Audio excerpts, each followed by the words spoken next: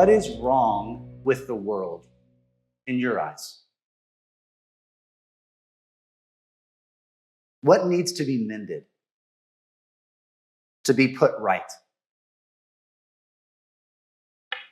If the world was renewed and made whole, what would it look like? What image comes to your mind?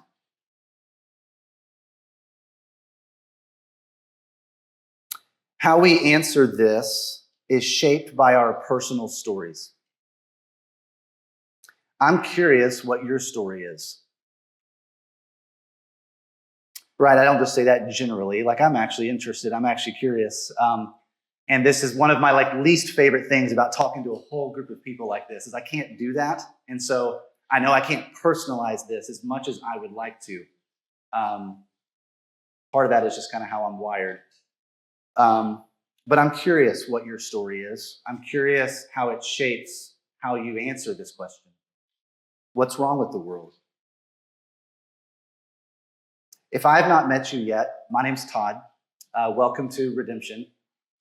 We are a place that is trying to figure out what is the hope that Jesus really offers. Not just for the world, although it does certainly include the world, but also even for ourselves. For when I wake up tomorrow morning and I got to go back to work, what am I doing this for?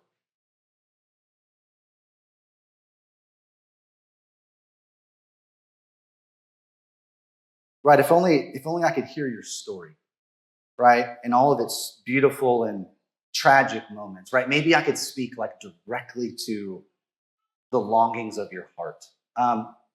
Part of the reason why I really say that is because, not just because of how I'm personally wired and my temperament and all that, but also, I do think this is what God is after. I don't think God is interested in simply modifying your behavior. Nor is he primarily interested in you intellectually knowing things about him. Right? As if salvation is being able to pass this theological quiz at the end of time. No, he's after your heart. God is inviting you and me, us, into a wild adventure of trusting him. And this involves the deeper parts of our hearts. Our text this morning that we're kind of basing all this in, that we just heard Dana read, is Galatians chapter 3, verses 1 through 18. So we're in the middle of this letter to the Galatians, found in our New Testament of the Bible. And this is a really interesting letter because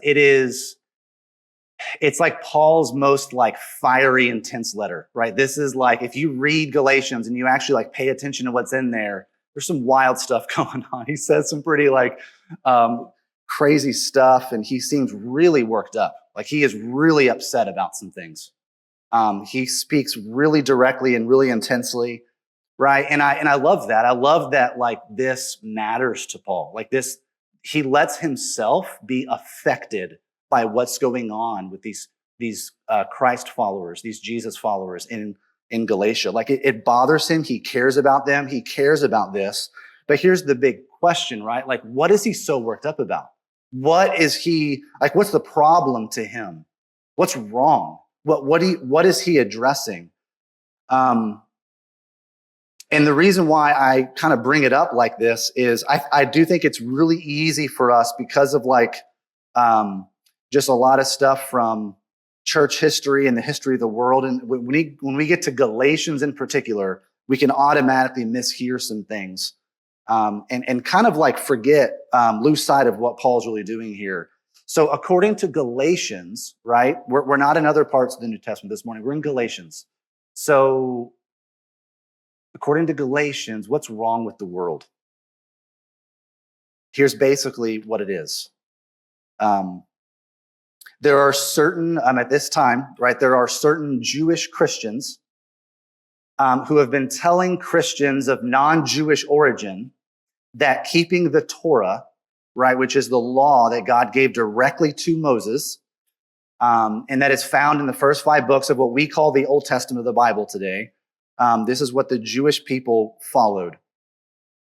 And these Jewish Christians are saying, hey, to like be part of the church, to like really be a part of the church, like to really be on the inside, to really like be included in what God is doing in the world, like you have to follow this Torah, you have to follow these customs, which includes circumcision, which you'll find out if you keep reading Galatians. Right, these Jewish customs of Torah, to them, right, are the markers of God's people. This is what marks, here are God's people. Here's what marks them as that. Right, Jesus is the Jewish Messiah, after all, right? He came to fulfill the promises God gave to the people of Israel. The problem is, right, they lost the plot, right? And it's leading to tragic results. They're confusing Gentile Christians and their status in God's family. They've lost sight of how God established his covenant with his people in the first place. Right? So Paul's solution to this problem is he says, hey, you got to know what story you're in. You got to get that right. You got to know what that is, because that defines everything that's going on here. Right? So the primary issue at hand is what marks someone as being a member of God's family? What is that? Now, the reason why I'm harping on this a lot right now is we just, I know we say this here at Redemption quite a bit, so I know this is not new for most of us to hear. But I do think we need to hear it. I think we just automatically, without even trying to, we're so individualistic when it comes to salvation. We just automatically, even if we intellectually know differently, we still can very easily think of salvation in individual, only personal terms. So how do I get right with God? How am I going to be okay in the end? And we have a very like moralistic bent to it. And so we come to a passage like Galatians 3 here, talking about the works of the law versus faith. And we're hearing like doing good deeds versus just believing. We're hearing a very moralistic kind of message. And it's not that it doesn't include those things, right? I do think those aspects are there, but that's not primarily what Paul is like really upset about here, right? This is not what gets Paul's blood boiling here. Really what Paul is saying is, hey, hold on a second. Like, let's press the reset button for a second. Can we go back to the story, to the original story of how all this started? Let's look at how this entire story of what God is doing in the world, let's see how God frames it from the very beginning. Because like, until you like get that right, you're not going to understand what's going on all after that. God's plan to remake the world has always been about undoing the fracturing of humanity. Okay, the fracturing of this world. This is what we see in the book of Genesis, right? So you look at Genesis 11, and you have this interesting, weird story of the Tower of Babel. And mankind is scattered, is divided. The communion with God that was broken in the Garden of Eden has led to continued broken communion within humanity. Right? We saw this in the first human family with Cain murdering his brother Abel. And then at the Tower of Babel, we see the ripple effects of this on an even larger scale. Mankind is scattered, is divided. Communion has been broken. So what is God's plan to mend this broken world? What will undo all of this? What will remake it? In Genesis chapter 12, and then also again in chapter 15, right, God promises to create a people, a family, through whom his blessings would then flow to all the nations of the earth. God's plan to save the world has always been about this, has always been about creating a single, unified family that is his, that know him. Okay, so Paul's solution is you need to know what story you're in. this people, this family that God is creating is one that is marked by faith, which Paul highlights here in Galatians 3. And this is all rooted in the ancient story of Abraham, right? So I'm not going to kind of go line by line through Galatians 3 this morning. I'm not going to sit here and explain every little aspect of it. But basically, all we're doing is just kind of getting our hearts and our heads a little bit around, like, what is Paul's thought process here? What is he so upset about? And I hope this morning that you hear an invitation. I hope that you're able to respond to this invitation. So we are invited to, yes, to follow Jesus, but also to look at this man called Abraham, called the man of faith. So he is this one that God chose, right? He's this chosen one through whom God would bring blessing to all of the nations of the earth, right? How would this happen? This is what is kind of mind-boggling. This grand, like, epic rescue mission to save the entire cosmos, the entire world. Like, how is it all going to happen? And it's pretty simple. It's so simple, it's just hard for us to really believe. It's just by Abraham believing God's promise. That is it. There is nothing else to it. It's literally, God says, I'm promising to do these things. And Abraham, you're just going to have to believe and trust that's going to happen. And it's not going to happen right away. And years are going to go by, and you're going to question, and you're going to doubt, and it's not going to seem like it's going to ever happen. And you're really just going to have to trust this is going to happen. And that trust, that believing, that faith in what God is going to do is literally it. How is the world going to be saved? Faith? Through faith? Right, let's give some little bit of definition to this, a little bit of meat to this. So, like, what is faith?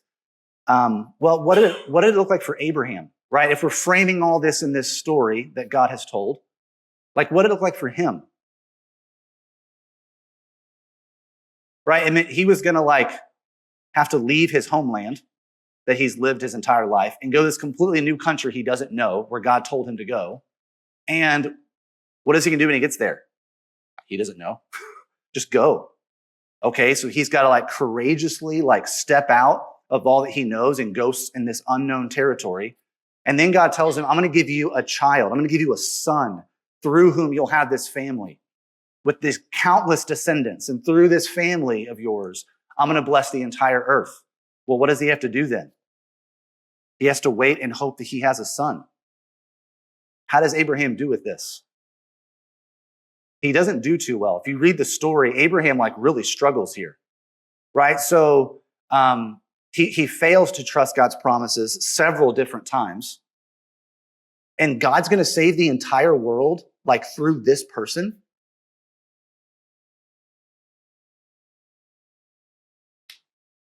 It's not dependent on Abraham's ability to, like, do it well. It's not dependent on Abraham at all. It's dependent on the God who made the promise and who will fulfill the promise. There's a kind of trust in action that Abraham embodies, not perfectly by any stretch of the imagination. But this is kind of the picture that's painted for us of what faith is, right? Faith is not just, okay, I understand a certain list of concepts about who God is or about what God's doing in the world. Yes, it, I guess, involves some level of intellectual understanding. It does involve some level of at least agreeing with some of those things. Yes, sure. But really, at the heart of it, what the essence of faith is on a heart level, I am willing to put my trust in this God, and I'm going to therefore, like, have to, like, kind of live my life like that somehow. What did faith look like for the Galatians, right? It was simply hearing and believing, trusting in the message of Jesus, the crucified Messiah.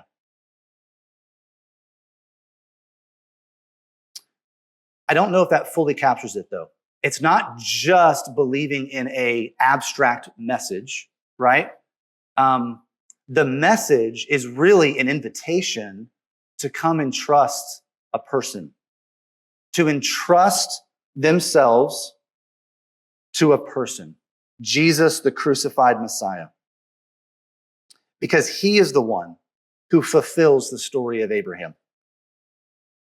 If you keep reading in the Old Testament, right, we all know this story of how it doesn't go very well, right? The whole point was God's blessing for the whole earth was going to be mediated and spread through, right, God's people called Israel.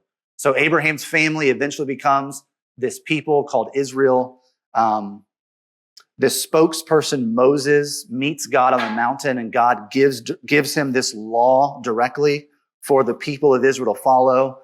And the whole point of this was they were going to be a light to the nations. They were going to be the one through whom the nations would be able to come to God and have access to him, to have communion with God. It doesn't go so well. It ends in them being exiled from the land that God promised to give them, where God promised he was going to show up again and dwell with them. And even when they do kind of come back to the land, it's not really fully, things are not restored to the way they're supposed to be. And what Paul talks about here in Galatians 3, right, is he talks about the curse of the law. And this curse it's actually not that mysterious. I mean, it's pretty actually lined out in the law itself, in the Torah itself. You can see it pretty clearly in the book of Deuteronomy. God lists out the blessings and curses that will come upon his people if they don't follow this law. And ultimately, right, this curse is exile from the land where God promised to dwell with his people. It's separation from the presence of God. Ultimately, it ends up in death. The law, Torah, became a problem. I mean, not so much because it is a problem in itself, but because Israel failed to obey it. They were not able to do it. And so therefore, right, what's the problem? Right? This was the plan for the whole entire world. This is how the whole entire world, all the nations of the earth, were going to hear about God and know him, would experience the blessings from God. So now all of that is like at risk, at jeopardy. It's blocked. How is it going to happen? Enter Jesus, the Messiah, right? He is this one that God had promised about, this Messiah or deliverer. And he would deliver God's people from slavery and from exile. But in doing this, right, he wouldn't just rescue them. He would also be rescuing all people from the ravages of sin and death, right? In his own person, he represented the whole nation of Israel. He fulfilled the role that Israel was not able to, and he brought blessing to all the nations. As Paul says very beautifully here in Galatians 3, right? Christ took upon himself the curse of the law, exile, a shameful death on a cross, so that in him we would be delivered from this curse, from shame, from separation, from exile.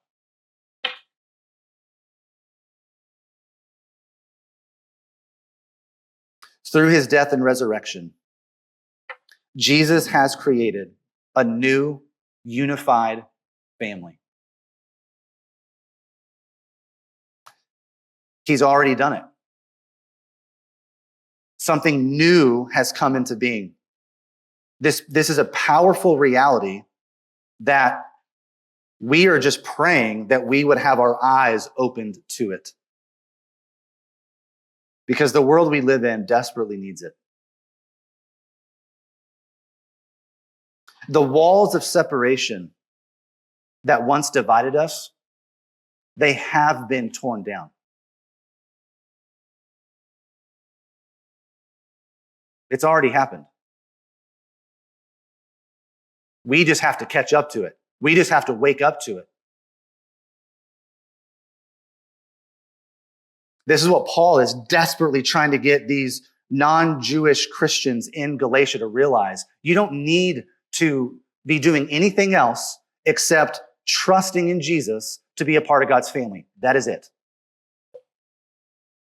Now, as basic as it seems, it actually will end up like involving your entire being and your entire life. It will end up changing everything about your outlook of life. It will radically shift everything about your priorities, about what you're passionate about what you give your life to, right? It's not just like a simple thing that's like, okay, done, check, great, that's okay, now let's move on the rest of my life. No, it is central to everything else.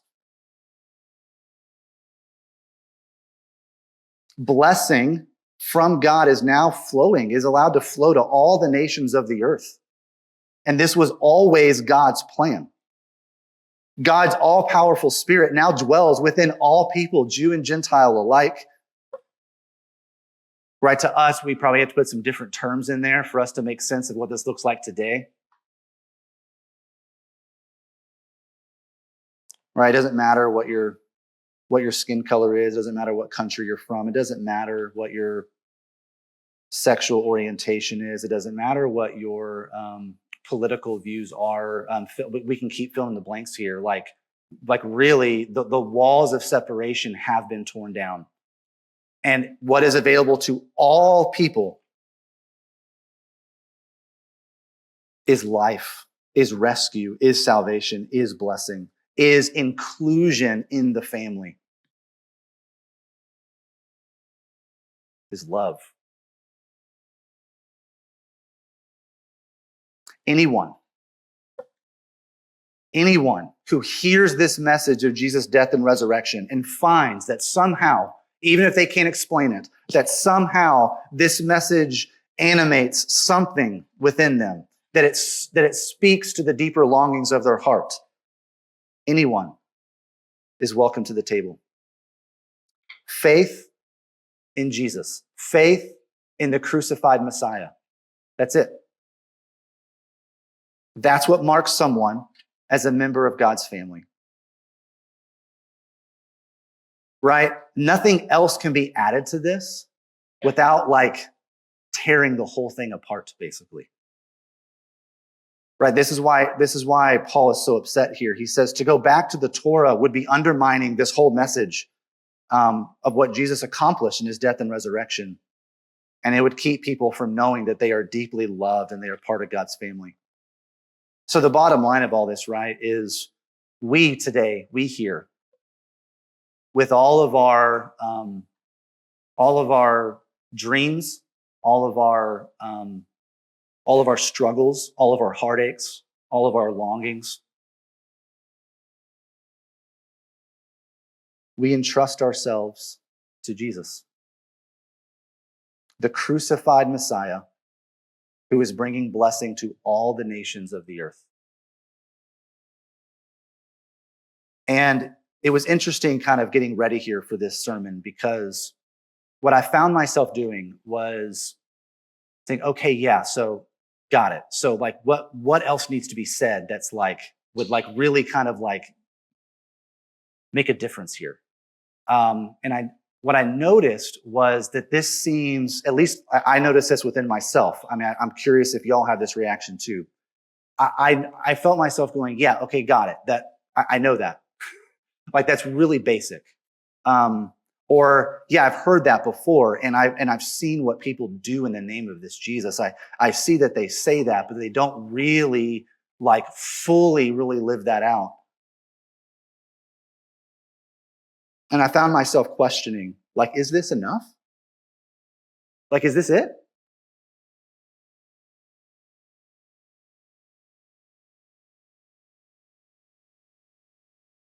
And I think some of that, I mean, I do think some of that is still here in me even right now. I've been working through it this week, but I think it's still here a little bit. And so when I'm saying this right now, I'm saying this for myself. I think I need to hear it just as much as anyone else in the room here needs to hear it. This message of Jesus the Messiah is not elementary. It's central, right? Like our hearts need to hear this.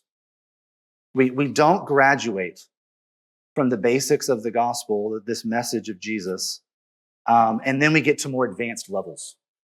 Then we get to the real stuff.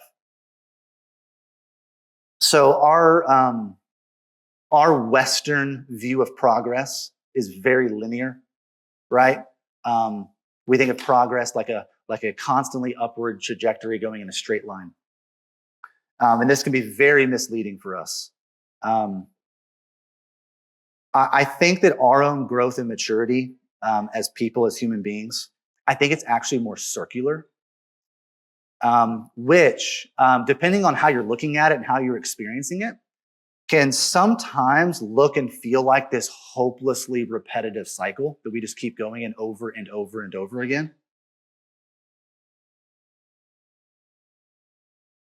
But I think it's actually, I find this image a lot more helpful, right? That it's actually more like a spiral staircase that keeps going deeper and deeper around the same thing.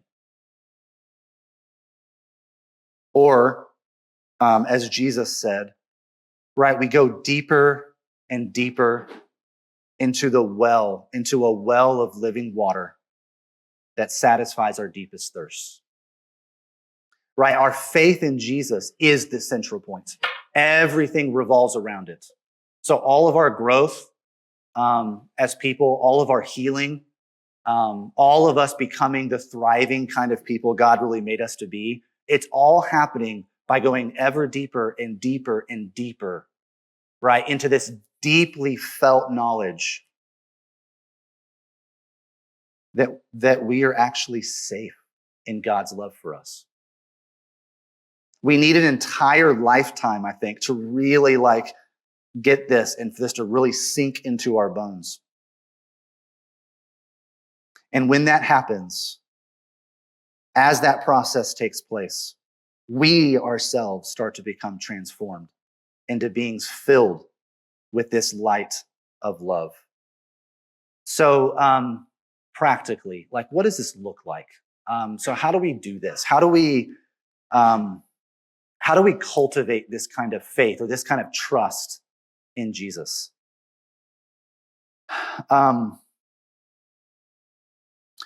So first thing, and I think this is kind of the biggest thing, is prayer. I highly recommend it. It is hard. It can be tricky. It can we can go through phases in our life where it seems really hard, or it seems like we're talking to the ceiling, and our prayers aren't breaking through the ceiling at all. But the reason why I really go to prayer here is I don't think that faith is something that we're just going to be able to just conjure up on our own. I don't think it's how it works.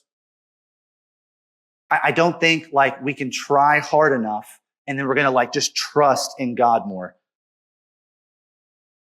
It's not something we do on our own, right? We are a people, right, myself included, who are full of doubts.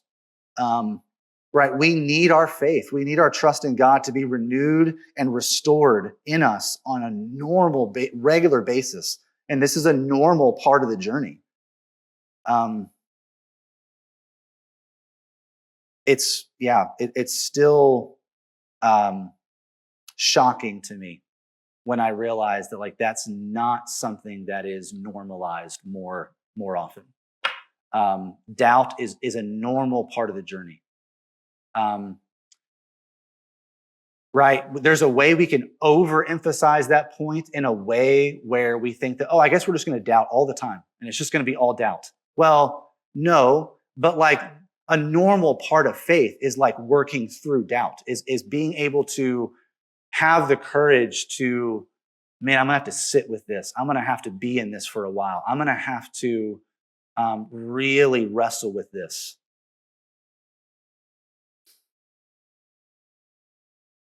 Do I really trust that this plan of God's to save the world through Jesus, is that really the answer to what I need this week? Really? Is that really what's going to bring me joy? And so we bring these honest, real questions to God, even our like more poignant questions about what we see that's wrong in the world or in our lives that we like don't have answers to, and like we bring all this stuff to God, um, and we just open up ourselves to Him to do something in us that we can't do on our own. All right, this is one of the reasons why I love that we have prayers interlaced throughout our Sunday gatherings. It kind of like helps us week in and week out kind of do that and be in that together as a community, as a family. One thing very practically that I have found helpful, I don't know if it's going to be helpful in the same way for every single one of you, but here's an example of something really tangible that can help. I like this physical posture of opening up my hands like this when I pray. What this does is this helps me to start to like open up my heart to God, right? So I'm someone who like thinks a lot. I'm in my head all the time, and I gotta like get access to my heart. I've got to like really access the desires and longings of my heart. That's not always easy for me to do. And so when I come to God, a physical posture like this helps me then with an inward posture to start opening up myself to entrust God with the longings of my heart for that day.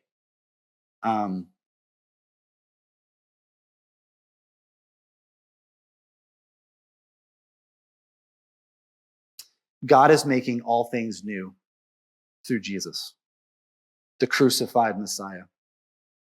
And his mission, what he's about, what he's always been about, what God has always been about, is to bring blessing to all the nations of the earth, to all people. His great and powerful love, it breaks down the walls of separation that divide us. Entrust yourself, entrust your hearts to him in his glorious vision of love. And the best way I know how to like share this with you, this invitation to prayer, this prayer for faith, this prayer for this your ability to trust God and know him, to know his love. The best way I know how to share it with you guys is not just to talk about it, but to invite you into it with me. So what I want to do here for the rest of these next few minutes is I'm going to invite you into a prayer with me. I'm going to be praying it out loud, and I'm going to be praying it for myself, not just praying it like for y'all. I'm going to be in this prayer as well. And my invitation to you, right, is it's pretty simple. It's just to let this prayer that I'm going to pray in a minute here, to let it, as you're hearing the words of it, for it to start turning into your own prayer to God. For you to just open up your heart to God, whatever it is that you're dealing with, whatever it is that you've brought into the room here this morning that maybe you've been trying not to think about, whatever it is you're going through, to really let this prayer be a way of your heart, like coming to God openly and trusting that what he's doing in his son, Jesus Christ, is enough for that, whatever that is.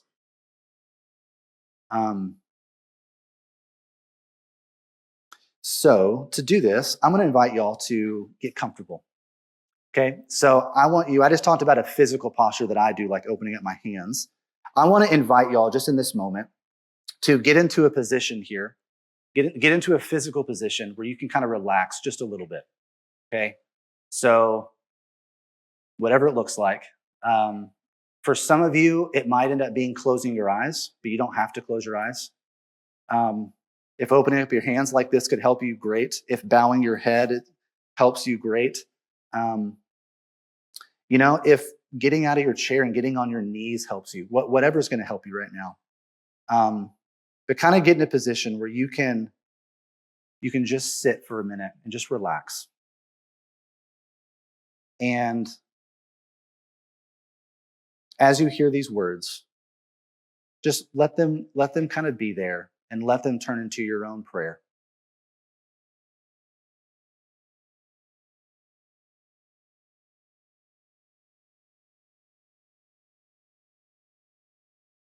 Meet me, O Christ,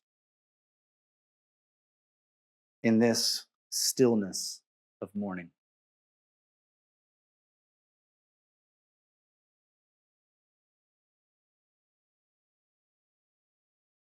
Move me, O Spirit, to quiet my heart.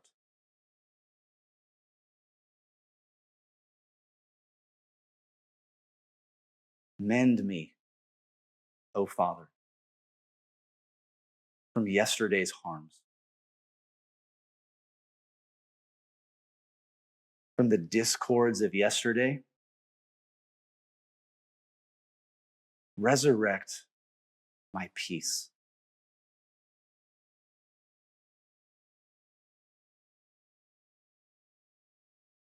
From the discouragements of yesterday. Resurrect my hope.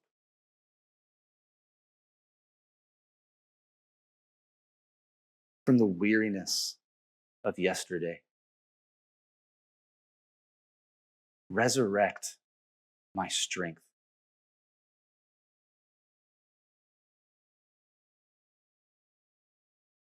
From the doubts of yesterday.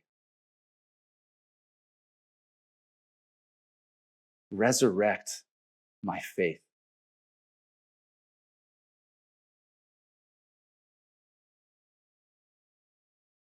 From the wounds of yesterday. Resurrect my love. Let me enter this new day aware of my need and awake to your grace.